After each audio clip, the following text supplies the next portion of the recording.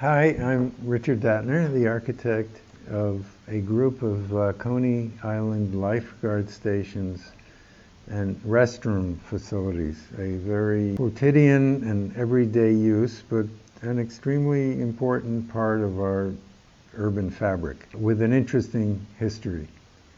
Coney Island is famous for, among other things, its boardwalk. The millions of people who come to the beach and use the boardwalk, like all the other people in the world, need toilets. And the original toilets for this part of New York were under the boardwalk. Famous song with Petula Clark. Not only romance happened under the boardwalks, but public facilities happened under the boardwalks. As sand built up on the Coney Island beaches, these public restrooms under the boardwalks were basically buried in sand. And a few years ago, under the sponsorship of Senator Patrick Moynihan, he got federal funding for the U.S. Army Corps of Engineers to dig out these restrooms, to smooth and bring new sand for the beaches, and to do a series of new pavilions along the boardwalk in Coney Island. We received that commission.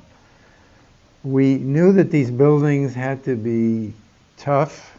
They're going to be there for a long time. They'll get extremely heavy use. They sit in the sun and rain, and they have a variety of functions. One is to provide public restrooms. Another is to provide shade and shelter if rain comes.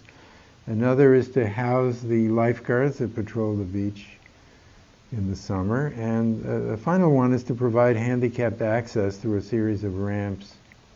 As we did research on the history of Coney Island, we realized that some of the earliest shelters were boats that were turned upside down. And actually, in the history of human habitation, some of the earliest habitations were boats that had been turned upside down, skin boats, dugout canoes.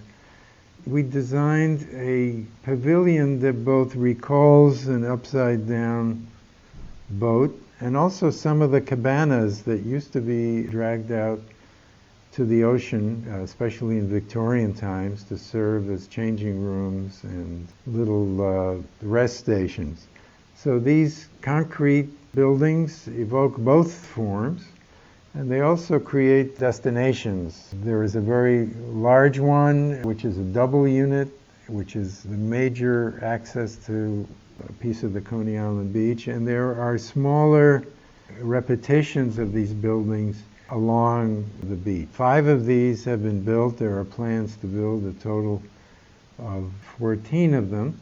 They don't cry out for attention or call attention to themselves. They really sort of sit along the beach like they've always been there, which is, to us, one of the marks, I think, of a certain kind of good civic structure, a structure that does its work day in and day out and really leads you to another function, the ocean, the beach, rather than calling attention to itself as an architectural artifact.